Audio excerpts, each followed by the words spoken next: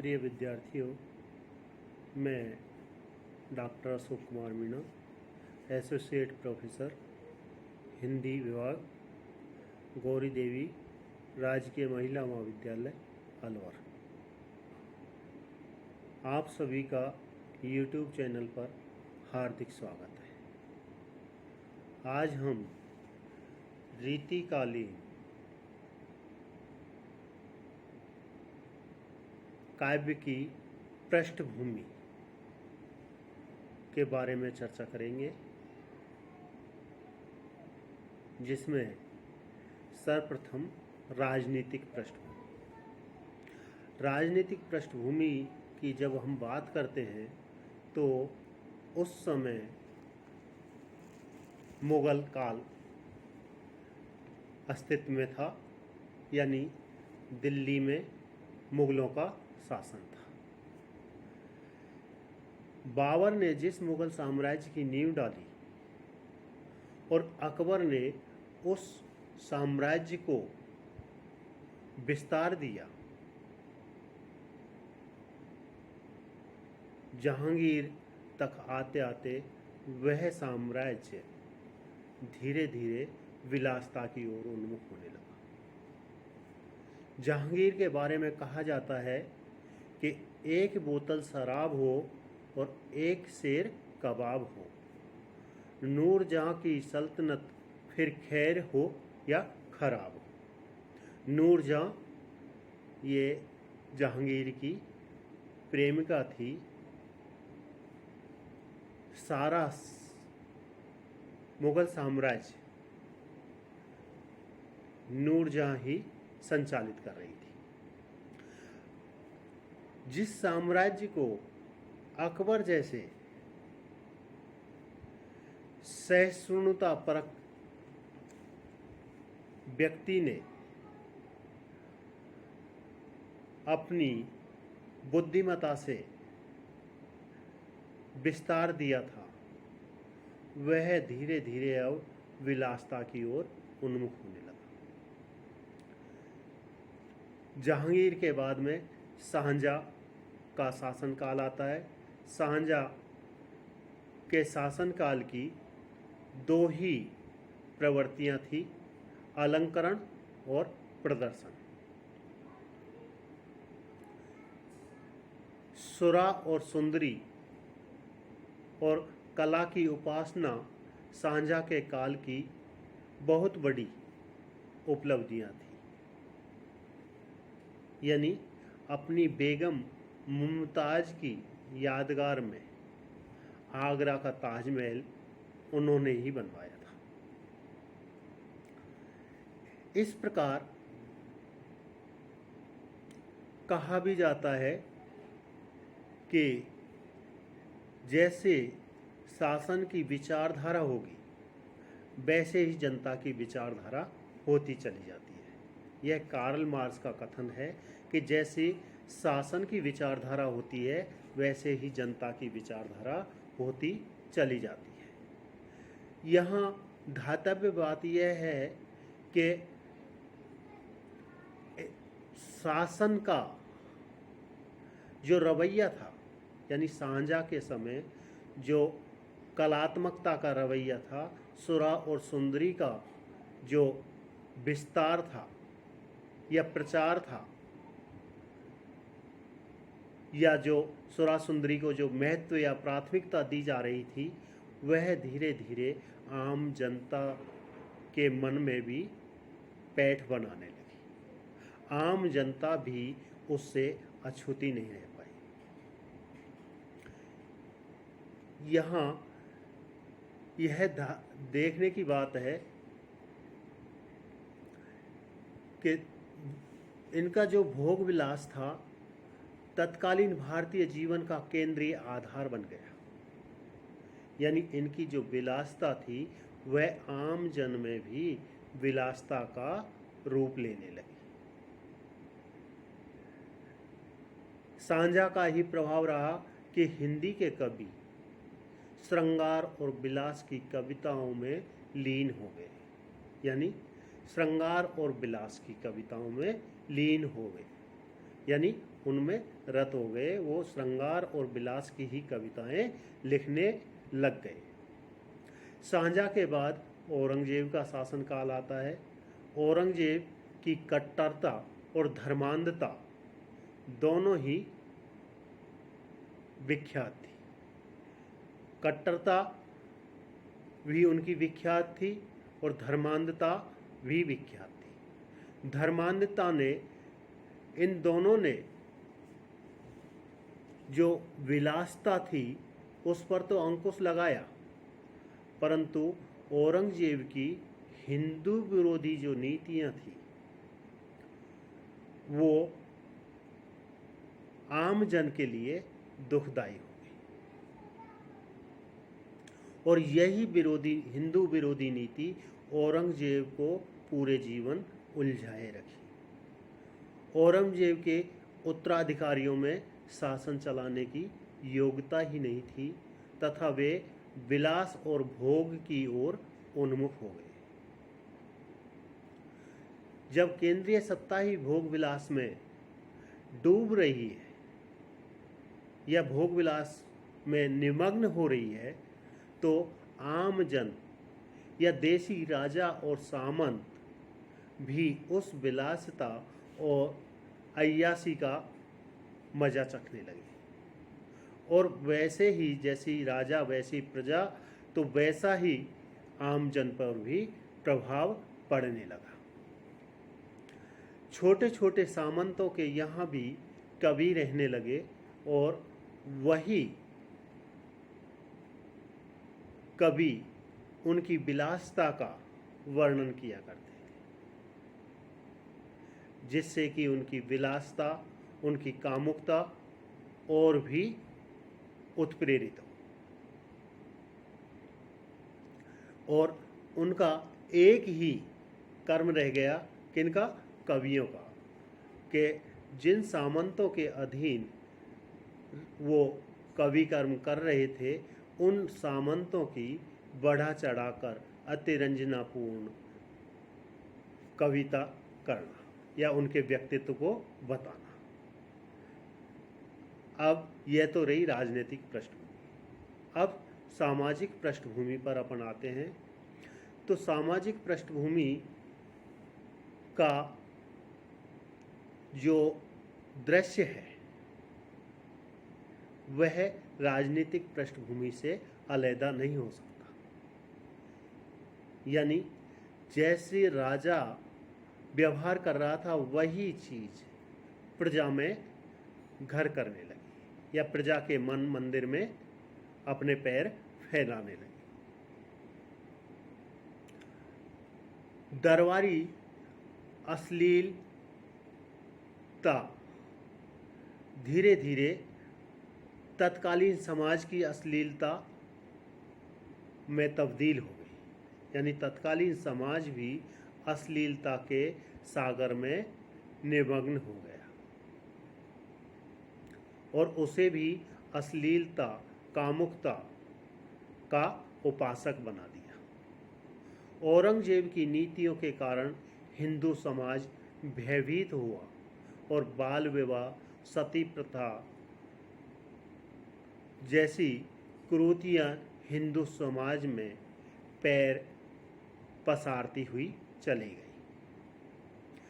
इस युग में स्त्री को भोग की वस्तु समझा जाने लगा तथा मुगल दरबारों में सुंदरी दासियों के बाजार से लगे रहते थे, यानी स्त्री को मात्र भोग की वस्तु समझा जाने लगा।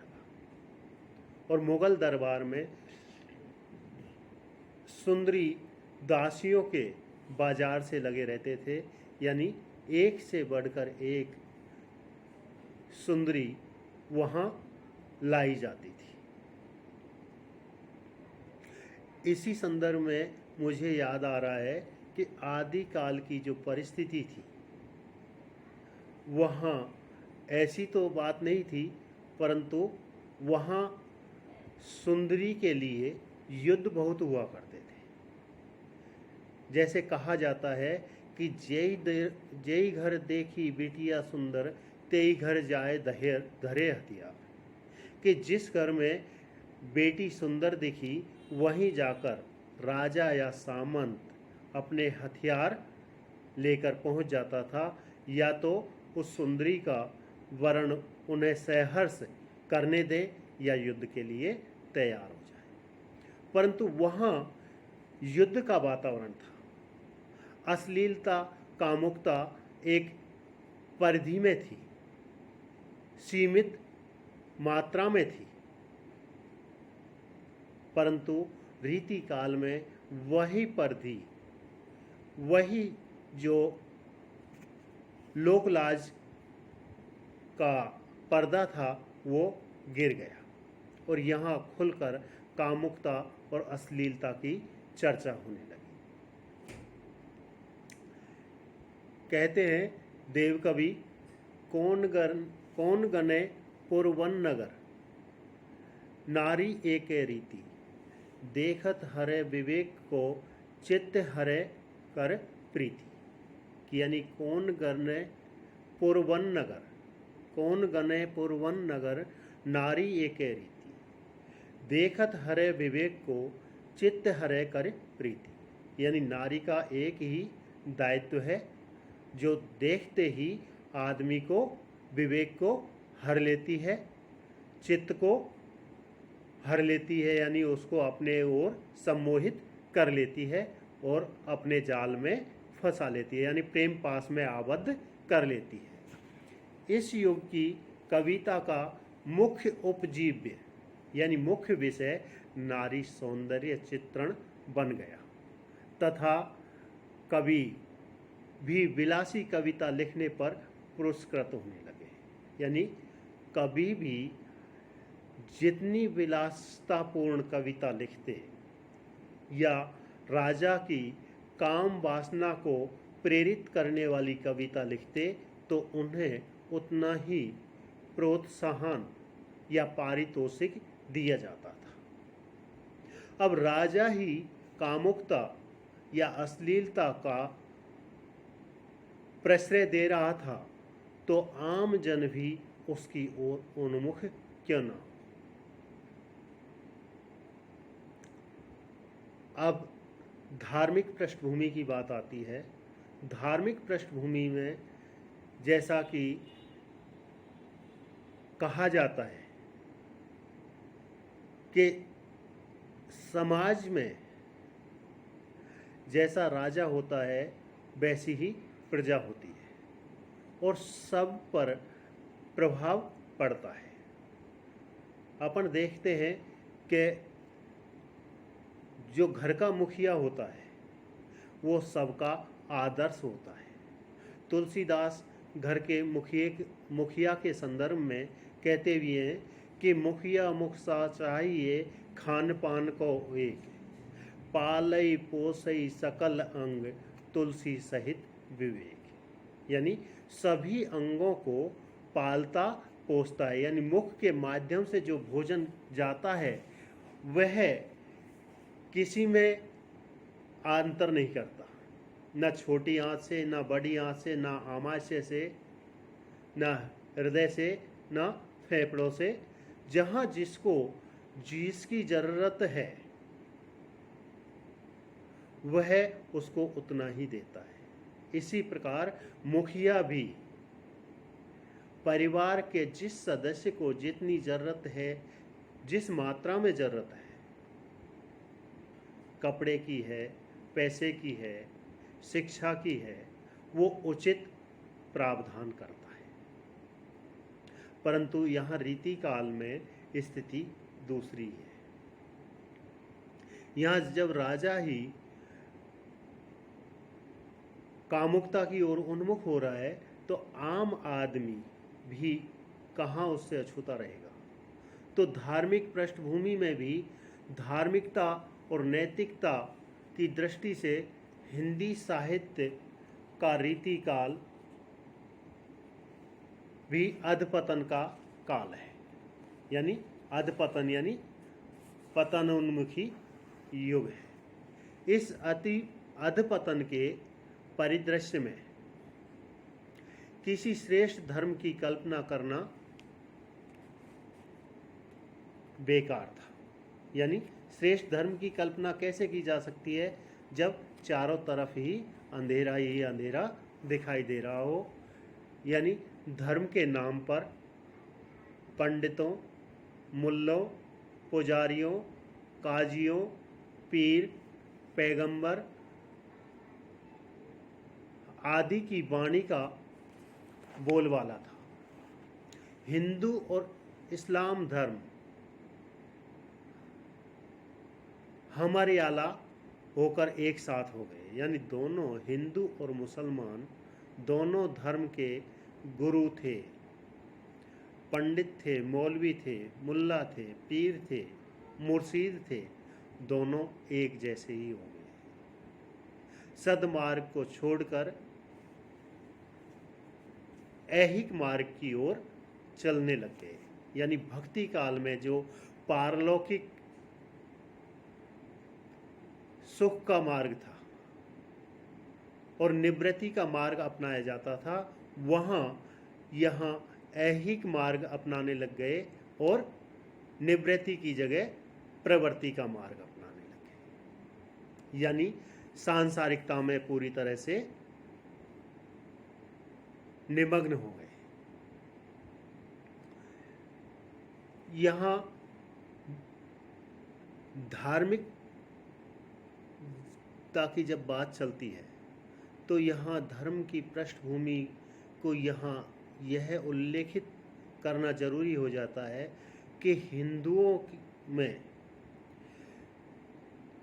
जो देवालय होते थे वहाँ देवदासियों का प्रचलन बढ़ गया। देवदासी महंतों की रखेल मानी जाती थी। यानी वो उनका देह शोषण करते थे और इंद्रिय देवालय है जो इंद्रियकता के साधन बन गए थे या केंद्र बन गए थे। रीतिकालीन साहित्य धार्मिकता और ऐहिकता के स्थान पर, पारलौकिकता के स्थान पर या नैतिकता के स्थान पर कामुकता और विलासता की अभिव्यक्ति का माध्यम बन गया। यानी रीतिकाल धार्मिकता और नैतिकता के स्थान पर कामुकता और विलासता की अभिव्यक्ति का माध्यम बन गया, जिसमें उन्होंने राधा और कृष्ण को भी नहीं छोड़ा। यहाँ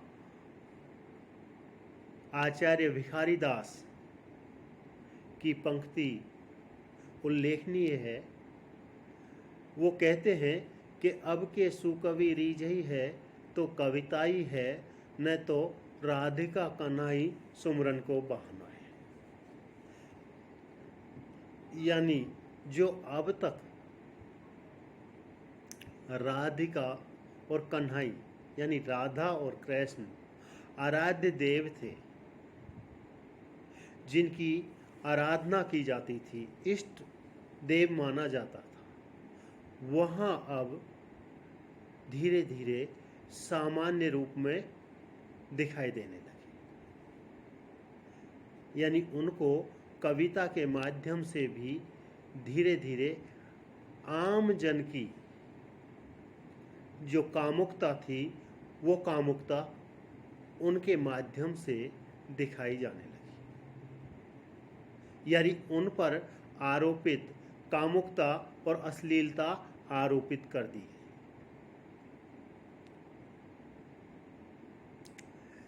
जैसे कहा भी जाता है कि रीतिकालीन साहित्य भक्तिकालीन साहित्य की तरह स्वांत सुखाय न होकर राज विनोदाय साहित्य था। कैसा साहित्य था? राज विनोदाय। राज विनोदाय यानी राजा के विनोद के लिए लिखा गया साहित्य या राजा को प्रसन्न रखने के लिए लिखा गया साहित्य। जबकि भक्ति काल का साहित्य स्वांत सुखाय था, स्वयं को सुखी या स्वयं को सुकून देने वाला साहित्य था। यानी यहाँ पर मैं आपको स्पष्ट करना चाहूँगा कि भक्ति काल में अष्टछाप के कवि कुंभन दास, जिनको सम्राट अकबर ने सीकरी में बुलवाया,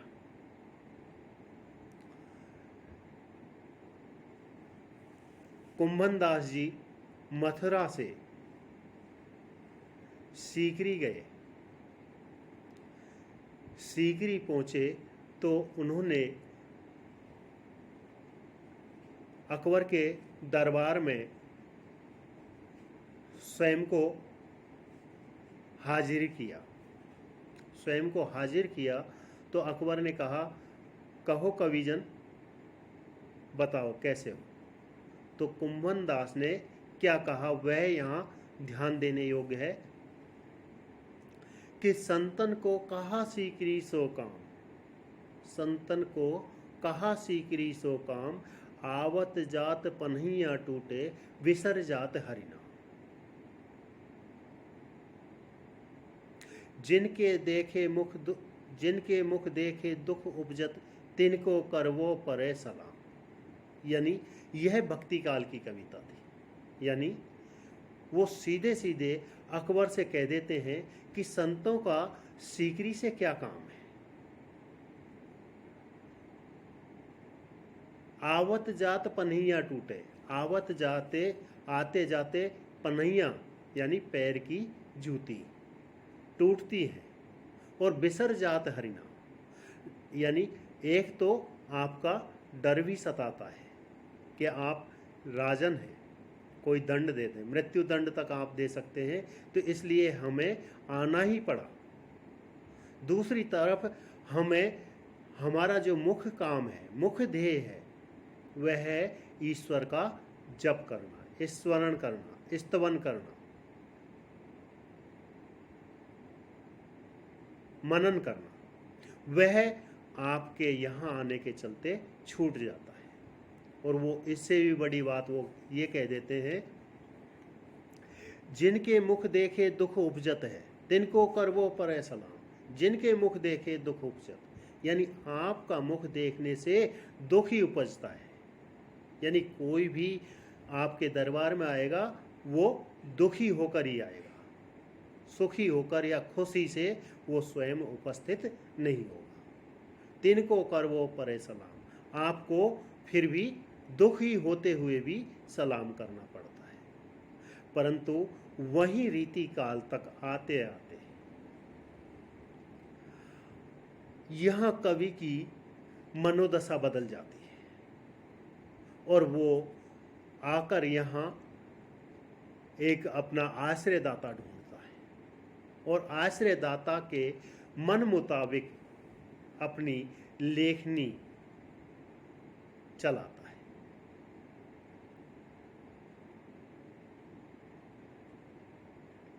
और उसी की कामुकता, अश्लीलता को बढ़ावा देने के लिए अपनी लेखनी को